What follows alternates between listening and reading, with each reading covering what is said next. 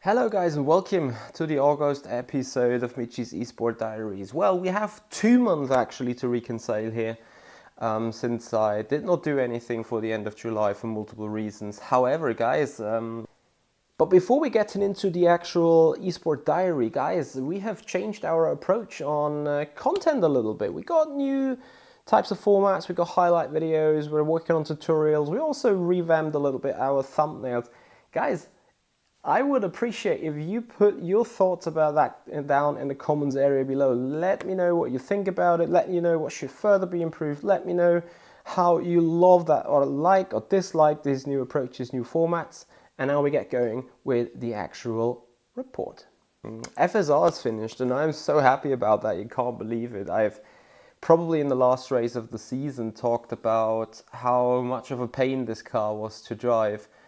As much as it was fine in the race, it was a complete horror, a complete disaster in qualifying. And I couldn't go down with the hot lap sweat really. Like I've talked to a couple of people, Alessandro Marchio, to Martin Mögeli, to other people, other drivers, Jarl Tyen who raced in the end.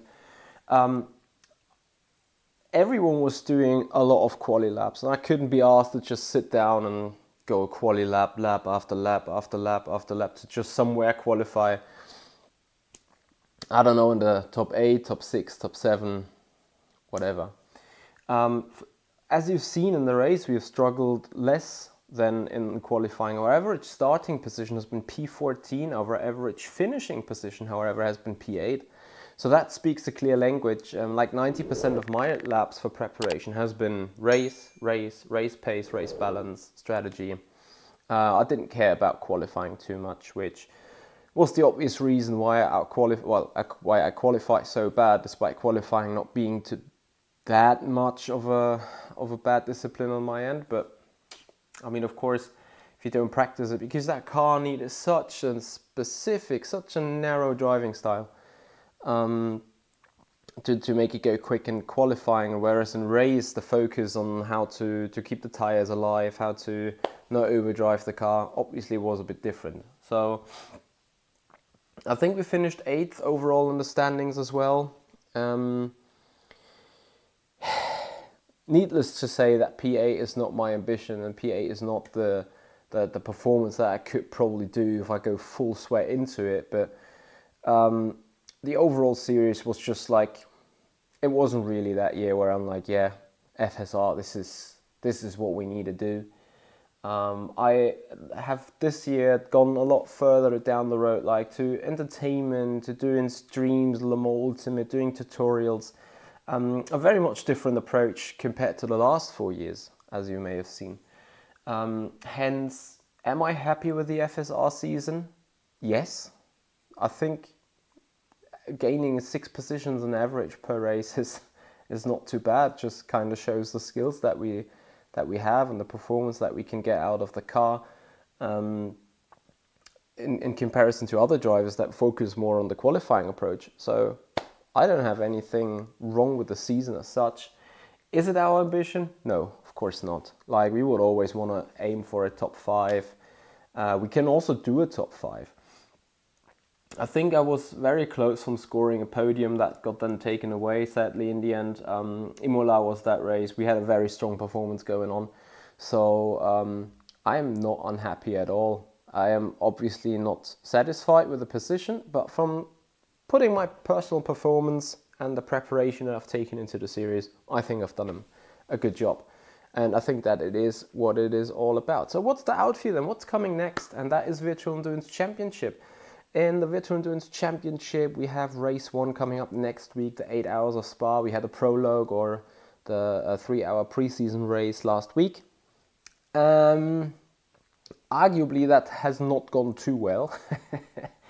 There's a highlight video about that race coming. I'm currently working on it as we speak.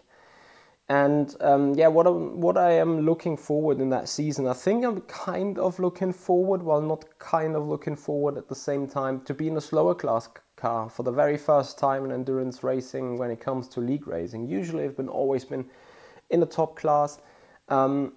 I see the boundaries and limitations of R-Factor 2 there when it comes to the HUD right now. It's just a bit inconvenienced that at some point you have actually really no idea what's going on in that race. What is your real position? Like you need to manually count through the names on the LCTs. It's not like you have a class setting. This is where RaceLab app is actually helping us a lot. And then we are driving that BMW M4. And that's going to be an interesting one as well, because I think that car has a good straight line speed. It has just a bad acceleration out of first, second gear corners. Spa, of course, with being a high-speed track where also in high-speed corners, fourth gear and upwards, the BMW is a beast. I think that BMW has its peak performance probably at Spa, maybe a little bit in Le Mans, we need to see. But that is going to be interesting, especially what is going to happen with the balance of performance. So those are the things looking out. We're looking forward in the Virtual Endurance Championship. And two more things. First, this GT3 competition, this GT3 Field and Virtual Endurance Championship this year is a rather strong grid, and I think it is the strongest Virtual Endurance Championship grid since 2020 or 2021, the last time when Marcel Cinczyk and Erhan Jajowski shared the LMP2 car against the Burst Evo boys. I think that's 3 or 4 years back. So that GT3 pack, that GT3 category is really, really strong. I think it's probably as much as you can get in current R-Factor 2 situations when you come to the player base, when you're looking at esport levels. Then the GT3 is pretty much the creme de la creme there. And the other thing that's going to be highly interesting to see is how are we going to deal with that LMP2 and hypercar traffic that has been horrendous in that 3-hour race. So that is a little bit of a question mark still as we're going into the season next week. I hope to see you guys joining us there on the streams. Of course, we are likely to be allowed to stream the full races. I still need to talk to Papa Jimmy. Papa Jimmy, if you're watching this, I'm waiting on your answer. Right, that it is for R-Factor 2 and Virtual Endurance Championship. And this is not only going to be it for R-Factor 2, but also for LMU. Le Mans Ultimate right now is just in a shape where we're waiting for content, we're waiting for specials, we're waiting for competitions. We enjoy the racing there, but it's not too much esport focus at the minute. However, what is esport focused is the Mercedes AMG Virtual Championship, of which I believe, I haven't got the official confirmation yet, but just from we needed to be top 28. I think we've scored P19 or P20 on the leaderboard with the Mercedes at Laguna Seca on Assetto Corsa Competizione. So ACC for the next 12 weeks is going to be a little bit more within our esport focus when we're talking about driving, when we're talking about streaming as well. That means low fuel motorsport is coming back to our program a bit as well, as I want to make sure, or as I want to use those LFM races to get into a rhythm with the Mercedes. I'm going to pick the Mercedes no matter the BOP. I will probably mourn about the BOP anyway, but I want to drive that car. I want to learn that car. I want to get consistent with the car so that I'm not looking like a full muppet as soon as the full 6-event series is going on, which starts 11th of September. So Wednesdays is going to be. And I hope you guys will join that journey. That is actually already it for the Esport Diaries this time. We're not going too deep into things. And with that, guys, thank you so much for watching. Hope you have a great summertime right now.